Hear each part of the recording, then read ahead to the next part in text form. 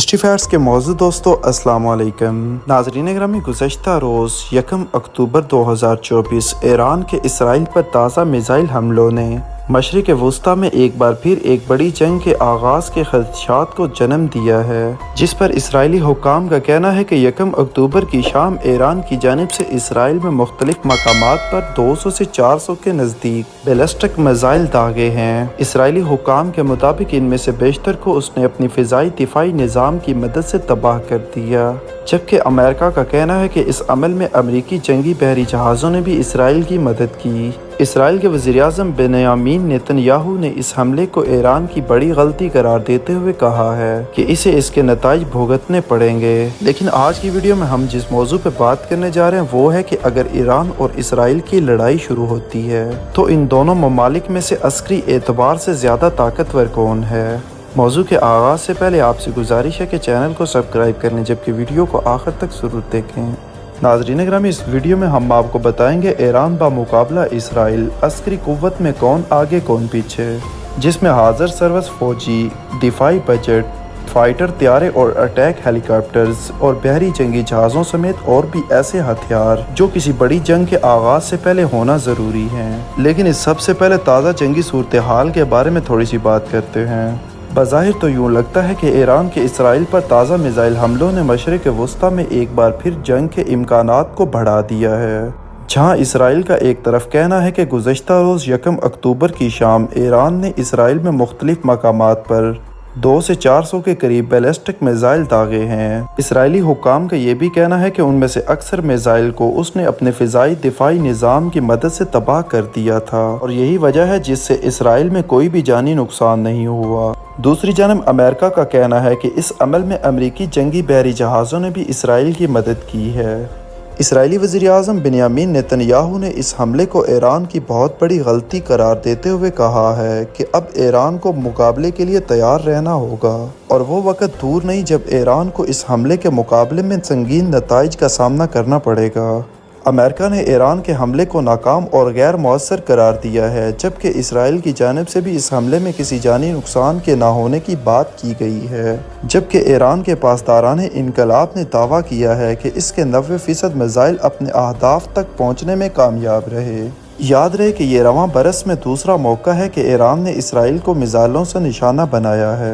اس سے قبل ایران کی جانب سے دمشق میں ایرانی قدس فورس کے کمانڈر کی ایک مبینہ اسرائیلی حملے میں ہلاکت کے بعد اپریل میں جوابی کارروائی کے طور پر اسرائیل کی جانب 300 سے زیادہ ڈرونز اور میزائل داغے تھے۔ اس وقت اسرائیلی فوج کے ترجمان ریٹر ایڈمرل ڈینیل ہاگری نے ٹیلی ویژن پر نشر ہونے والے ایک بیان میں کہا تھا کہ حملے میں 170 ڈرون اور 30 کروز میزائل شامل تھے، جن میں سے کوئی بھی اسرائیلی علاقے میں داخل نہیں ہوا، جبکہ 110 بیلسٹک میزائلوں میں سے بھی بہت کم تعداد اسرائیل میں پہنچی۔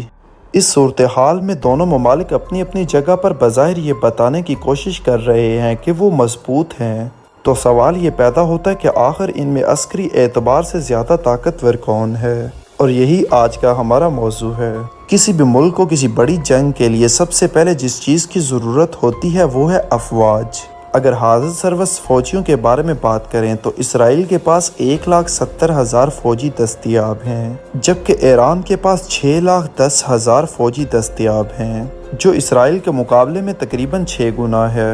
اس پر اگر تھوڑی سی مزید بات کریں، ایران اور اسرائیل کے درمیان تقریباً 2,152 کلومیٹر کا زمینی فاصلہ ہے، اور ایران نے وہاں تک اپنے میزائل پہنچا کر یہ ثابت کر دیا ہے کہ جس میزائل پروگرام پر وہ کافی عرصے سے کام کر رہا ہے اس میں کافی ترقی ہوئی ہے۔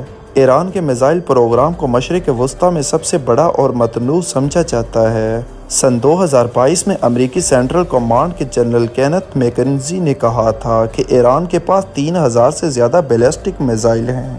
دوسری جانب اس بات کی کوئی حتمی تصدیق نہیں ہے کہ اسرائیل کے پاس کتنے میزائل ہیں، لیکن یہ بات واضح ہے کہ مشرق وسطی میں اگر کسی ملک کے پاس جدید ترین میزائلوں کا ذخیرہ ہے تو وہ اسرائیل ہی ہے۔ میزائلوں کا یہ ذخیرہ اس نے گزشتہ 6 دہائیوں میں امریکہ سمیت دیگر دوست ممالک کے ساتھ اپنے اشتراک یا اپنے طور پر ملک ہی میں تیار کیے ہیں۔ CSIS میزائل ڈیفنس پروجیکٹ کی ایک رپورٹ کے مطابق اسرائیل کئی ملکوں کو میزائل برآمد بھی کرتا ہے۔ اسرائیل کے مشہور میزائلوں میں ڈیلائلا، جبریل، ہارپون، جیریکو 1، جیریکو 2، جیریکو 3، لورا اور پوپئی شامل ہیں، لیکن اسرائیل کے دفاع میں ریڑھ کی ہڈی اس کا آئرن ڈوم سسٹم ہے جو کہ کسی بھی قسم کے میزائل یا ڈرون حملے کو بروقت روکنے کی صلاحیت رکھتا ہے۔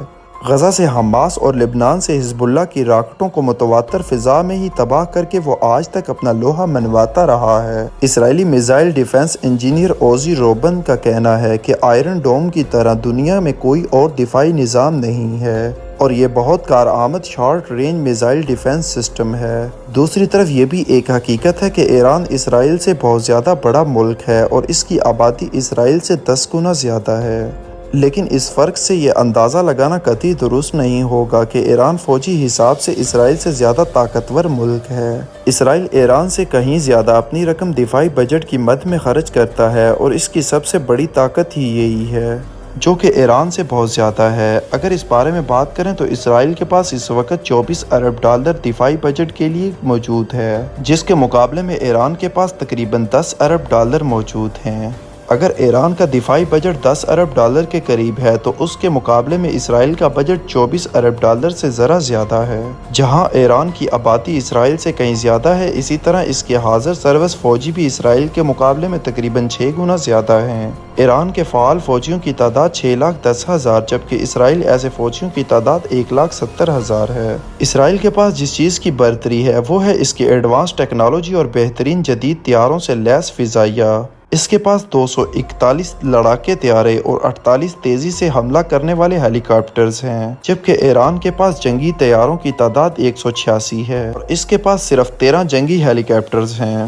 یعنی اسرائیل کے پاس 241 فائٹر جیٹس اور 48 اٹیک ہیلی کاپٹرز ہیں، جبکہ ایران کے پاس 186 فائٹر جیٹس اور 13 اٹیک ہیلی کاپٹرز ہیں۔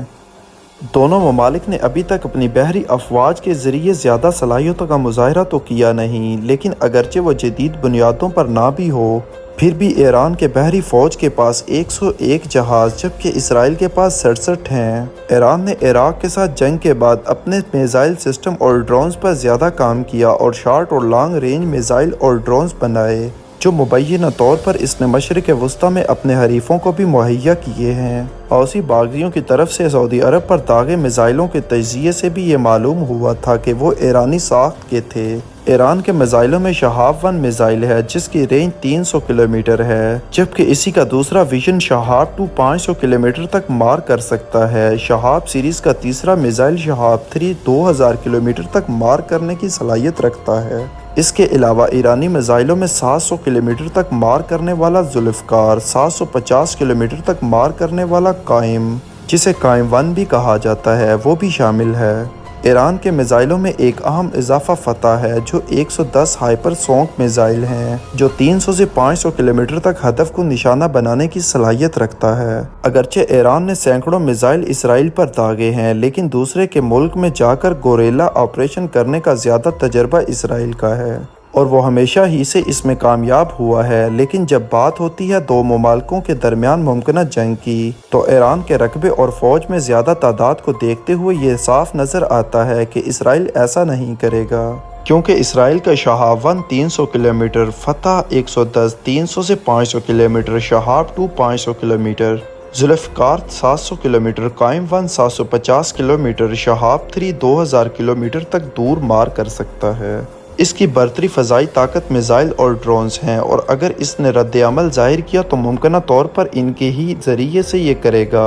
ویسے ماضی میں ایران کے ہائی پروفائل فوجی اور سویلین شخصیات بھی اسی طرح کے حملوں میں ہلاک کی گئی ہیں۔ اگرچہ اسرائیل نے اکثر اوقات اس کا باقاعدہ اعتراف نہیں کیا، لیکن اس سے انکار بھی نہیں کیا۔ اس جنگ کا ایک اور پہلو سائبر اٹیک بھی ہو سکتا ہے، اور اس جگہ اسرائیل کافی کمزور لگتا ہے۔